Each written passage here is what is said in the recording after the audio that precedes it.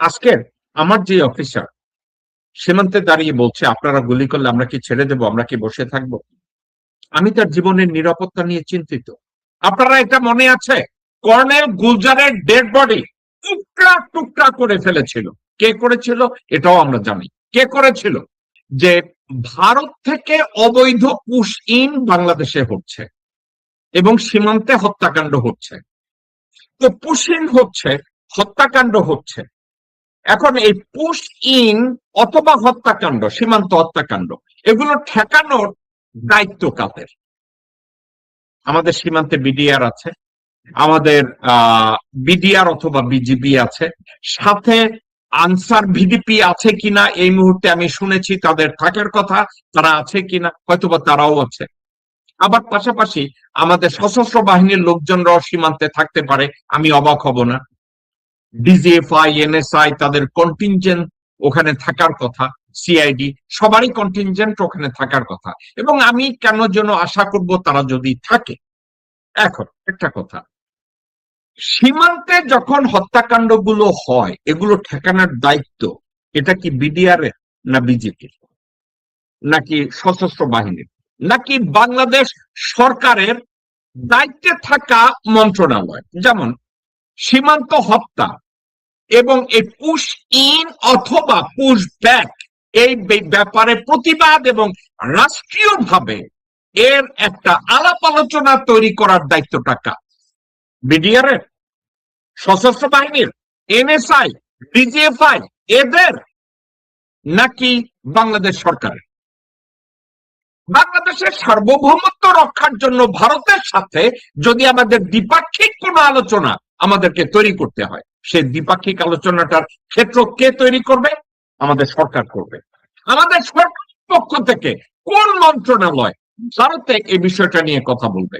Of course পররাষ্ট্র মন্ত্রণালয় কথা বলবে, স্বরাষ্ট্র মন্ত্রণালয় কথা বলবে, প্রতিরক্ষা মন্ত্রণালয় কথা বলবে।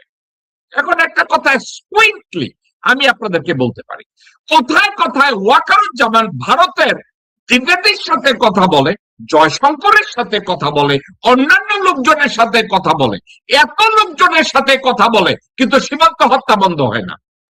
কোথায়? আমরা তো দেখি না। ডক্টর মোহাম্মদ ইউনূস যখন ক্ষমতায় ছিল তখন সীমান্ত হত্যা হয়েছে, তো তখন দেখি না। এখন হচ্ছে কেন?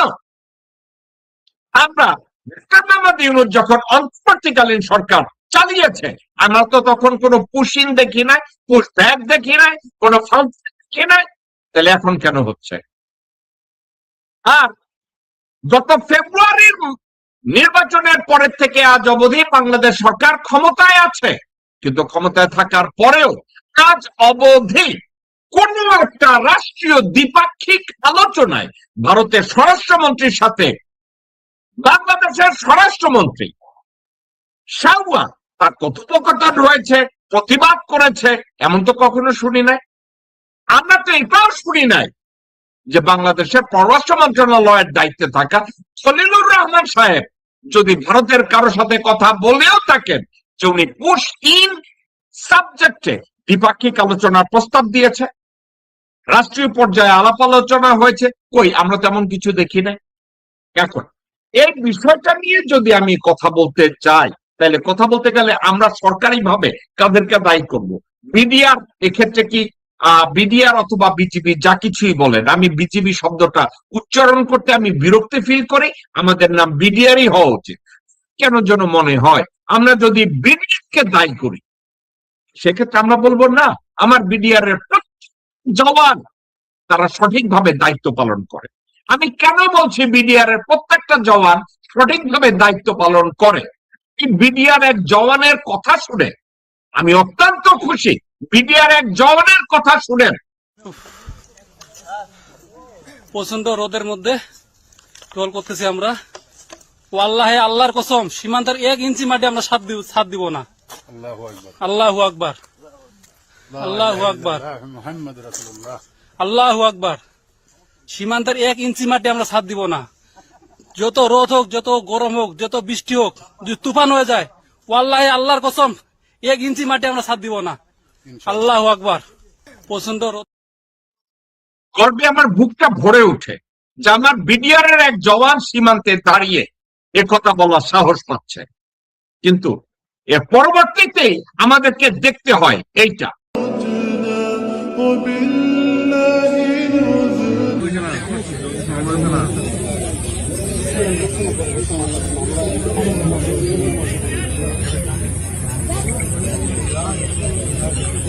এরা করবো কিন্তু এরা করবে না,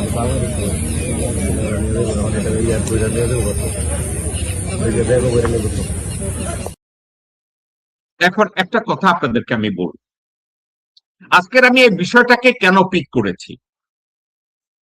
ভারতে পশ্চিমবঙ্গের নির্বাচনে শুভেন্দু অধিকারীর নির্বাচনের পরে তারা কয়েক বিঘা জমি ছেড়ে দিয়েছে কাঁটাতারের বেড়া নির্মাণ করার জন্য, এবং তারা প্রতিদিন শয়ে শয়ে লোকজনদেরকে একত্র করছে, যাদেরকে তারা দাবি করছে যারা নাকি বাংলাদেশি, তাদেরকে পুশিং করা শুরু করেছে।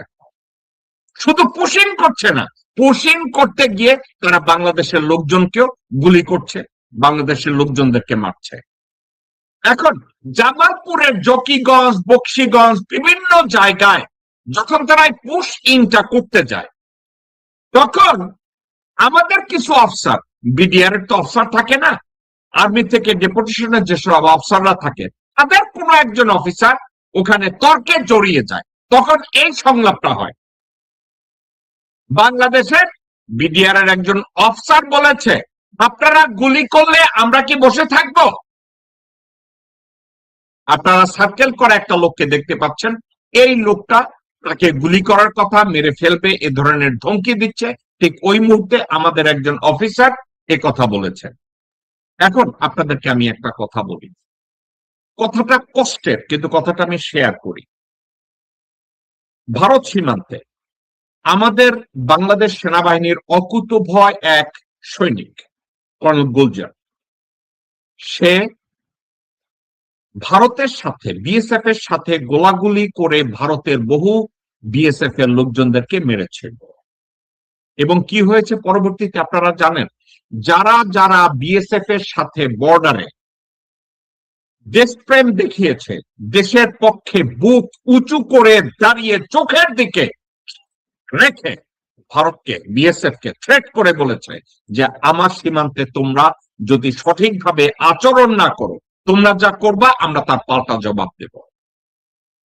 বিএসএফ র পলিটিক্যালি এর প্রত্যেকটা অফিসারের নাম ঠিকানা তারা জোগাড় করেছে, র্যাঙ্ক জোগাড় করেছে করে, আপনাদেরকে আমি বলি 2009 সালে তাদের প্রত্যেককে বিডিআর পিলখানায় নিয়ে ঢুকিয়েছে। বিডিআর পিলখানায় ঢুকানোর পরে কি হয়েছে আপনারা সবাই জানেন, তাদেরকে মেরে ফেলেছে। আপনারা এটা মনে আছে, কর্নেল গুলজারের ডেড বডি টুকরা টুকরা করে ফেলেছিল। কে করেছিল এটাও আমরা জানি, কে করেছিল? এক এমপি ছিল মির্জা গোলাম আজম, পরবর্তী সময় তার নাম রেখেছিল মির্জা আজম। এই কর্নেল গুলজারকে টুকরা টুকরা করে কেটেছিল, টুকরা টুকরা করে কেটে মাংস ছড়িয়ে দিয়েছিল। যারা যারা বিএসএফ এর সাথে খারাপ ব্যবহার করেছে, বিডিআর এর সাথে প্রতিবাদ করেছে, ভারতীয়দের চোখে চোখ রেখে কথা বলেছে, তাদের প্রত্যেককে পস্তাতে হয়েছে। তাদের প্রত্যেককে একের পর এক ভোগান্তি তাদের জন্য তৈরি করা হয়েছে।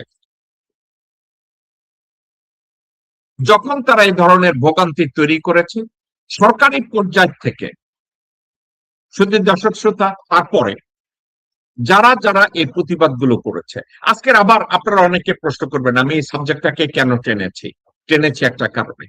কারণটা হলো এই, আজকের আমার যে অফিসার সীমান্তে দাঁড়িয়ে বলছে আপনারা গুলি করলে আমরা কি ছেড়ে দেব, আমরা কি বসে থাকবো, আমি তার জীবনের নিরাপত্তা নিয়ে চিন্তিত, আমি তার জীবন নিয়ে আতঙ্কিত।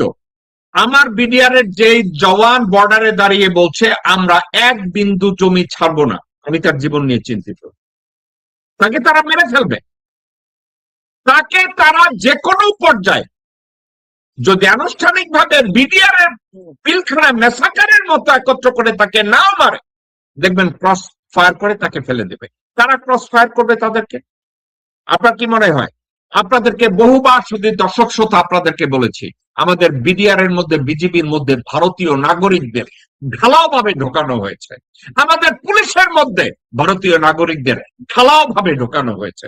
শোন, এই বর্ডারে আমার এই জওয়ান দাঁড়ায় যখন বলবে বা বলেছে যে বাংলাদেশের এক বিন্দু জমি আমরা ছাড় দেব না, এখন এই আমার জওয়ান জানি না তার সাথে কারা ডিউটি করছে।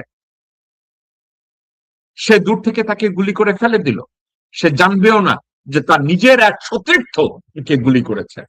আমার যে বিডিআর এর অফিসার ওখানে দাঁড়িয়ে বলছে আপনারা গুলি করলে আমরা কি দাঁড়ায় থাকবো, তাকে যদি এই বিডিআর এর ভিতরে লুকিয়ে থাকা ভারতের নাগরিক যদি গুলি করে ফেলে দিয়ে চলে যায়, কি করবেন আপনারা? তারা হয়তো জানবেও না। আপনাদেরকে একটা কথা বলি, কথায় কথায় আমি বহুবার বলেছি আপনাদেরকে, হাসিনার পতনের পরে বিডিআরে এবং বিডিআর পুলিশ আনসার ভিডিপিতে লুকিয়ে থাকা ভারতীয় নাগরিকদের এই সালাউদ্দিন তাদেরকে ফিরিয়ে এনেছে। তারা এখন স্ব জায়গায় আবার ফিরে এসেছে। আরো একটা ঘটনা ঘটেছে, তারা যে এই ডক্টর মোহাম্মদ ইউনূসের আমলের 18 মাস আমাদের দেশে ছিল না, আপনারা কি জানেন? এই 18 মাসের বেতন, ভাতা, ছুটি সবকিছু ওয়েলফেয়ার ইনক্লুডিং রেশন ঠিক মতো দেওয়া হয়েছে। কে দিয়েছে? এই সালাউদ্দিন দিয়েছে। কে দিয়েছে? আমির খচ্চর। কে দিয়েছে? ইকবাল হাসান চৌধুরী টুকু। যারা যারা ভারতীয়দের পা চাটে,